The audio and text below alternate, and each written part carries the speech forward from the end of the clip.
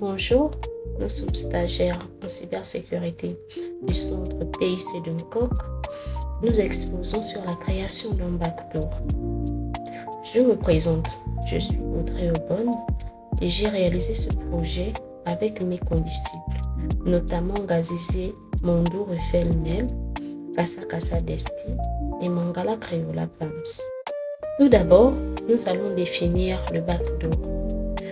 Le backdoor est une porte dérobée, un accès caché à un système, un logiciel ou un réseau, permettant à un utilisateur non autorisé de contourner les mécanismes d'authentification ou de sécurité. Pour la réalisation de notre projet, nous avons choisi Kali comme machine attaquante et Windows 10 comme machine cible. Nous nous sommes rassurés que nos deux machines étaient dans le même réseau. Nous avons choisi le mode NAT et nous avons également installé dans notre machine attaquante un protocole SMTP PodFix hébergé dans notre serveur Apache. Et pour clôturer notre exposé, nous irons exploiter notre vulnérabilité dans Metasploit.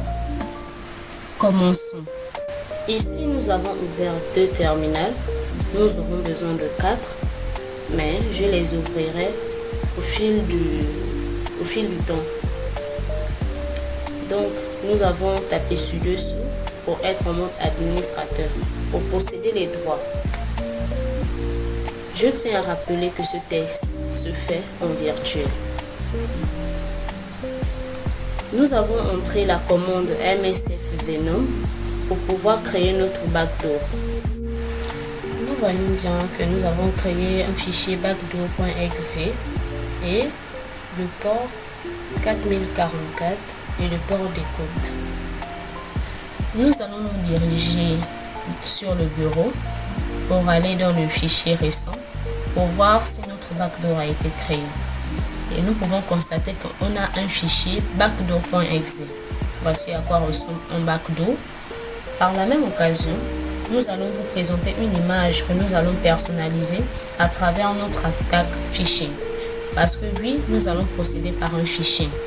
Donc, nous allons créer un fichier phishing mail.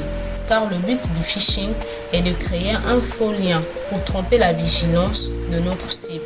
À l'intérieur, nous allons héberger notre backdoor qui se téléchargera automatiquement sans que la cible ne puisse se rendre compte. Donc, nous allons nous diriger dans le fichier phishing mail. Nous allons taper la commande de CD. Une fois la commande appliquée, nous allons faire une autre commande ls pour voir ce qui se trouve à l'intérieur de notre fichier phishing mail. Donc, comme convenu, nous avons un backdoor, une image personnalisée, écrit logo Airtel et nous avons notre phishing mail à l'intérieur. Donc, nous allons taper nano pour entrer dans le fichier. À l'intérieur, nous avons scripté un langage HTML pour pouvoir tromper la vigilance de la cible. Nous allons activer dans notre image un bouton clique sur moi. Nous avons également rédigé un message écrit félicitations. Si vous souhaitez voir le contenu de ce qui se trouve à l'intérieur, cliquez sur l'image et suivez la procédure d'enregistrement. À l'intérieur, nous allons héberger le backdoor qui se téléchargera automatiquement. Dans un autre terminal, nous allons activer le protocole PodFix, le SMTP, pour simuler l'envoi d'un mail. Donc, comme il n'était pas dans notre Kali, nous allons l'installer.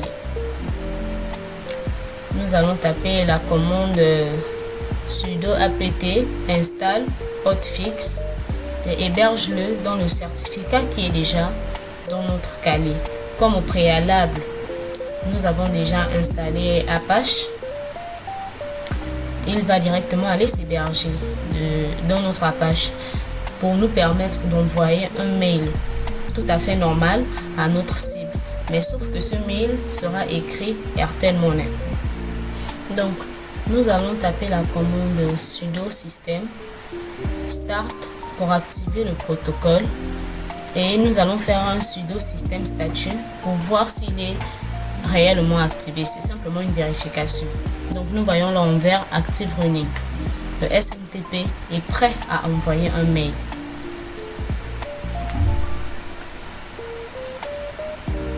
Une fois cela fait, nous pouvons maintenant lancer l'exploit à travers l'outil Metasploit.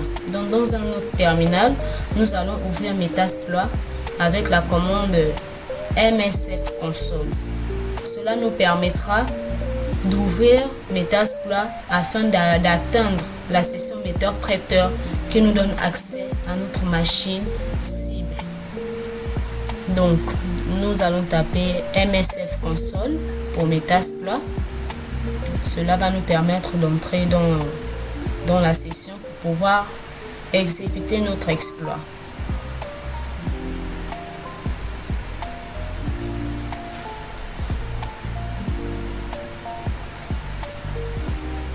D'accord.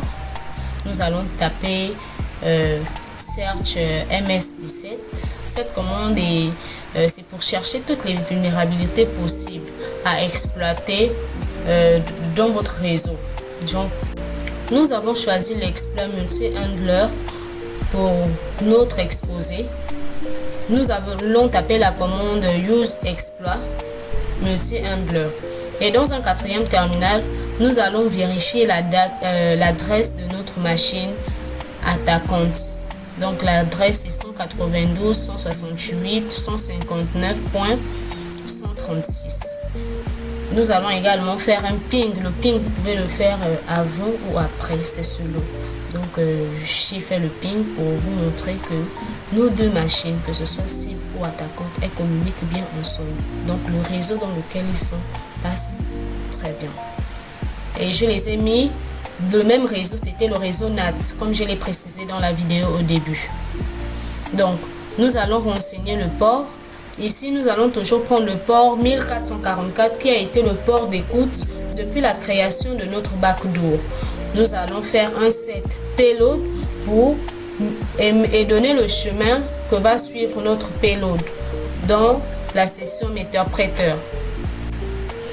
Donc, nous allons taper exploit dans le terminal numéro 3. Multi-handler ne peut pas ouvrir la session metteur-prêteur tant qu'il n'y a pas de connexion entrante. Donc, cet exploit fonctionne en termes de connexion entrante, c'est-à-dire attend que la cible puisse voir le mail et cliquer dessus. Donc, dans le deuxième terminal, nous allons taper la commande Python pour pouvoir mettre notre port 8000 en écoute. Le port 8000 est le port HTML. Donc, il se met en écoute pour pouvoir communiquer à distance avec notre machine cible. Et dans le premier terminal, nous allons taper la commande echo suivi de notre mail, suivi du nom du message et ainsi que le mail de la cible qui est la rose blanche. Donc je vous laisse voir ça. Voilà, on va taper la commande echo comme je disais à la fin avec le nom la rose blanche qui est le mail de la cible. Donc nous allons l'envoyer à la cible.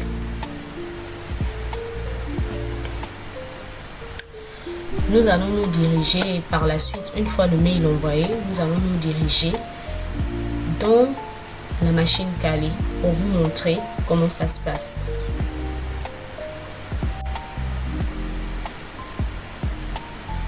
Donc nous sommes ici dans Windows 10, dans notre boîte mail. Nous constatons que le mail est là, Airtel Money, il vient d'être envoyé. Nous allons cliquer dessus. Bam. Nous sommes sur la page félicitations, vous êtes les regagnants. Voir ici pour voir votre nom. Donc la cible, en cliquant dessus, ne sachant pas que c'est le backdoor qui se télécharge à l'arrière. Donc nous allons revenir dans Kali pour voir si la session metteur-prêteur a bien été activée.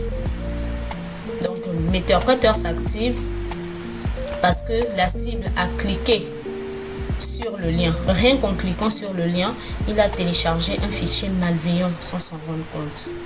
Et ça nous donne nous accès à sa machine. De retour sur la machine Kali, nous constatons que la session MeterPrêt a été ouverte. Donc, nous n'allons pas exécuter le backdoor. Nous allons simplement taper un shell, puis un dir pour voir dans quel dossier notre backdoor s'est siégé dans notre Windows 10. C'est la fin de notre exposé.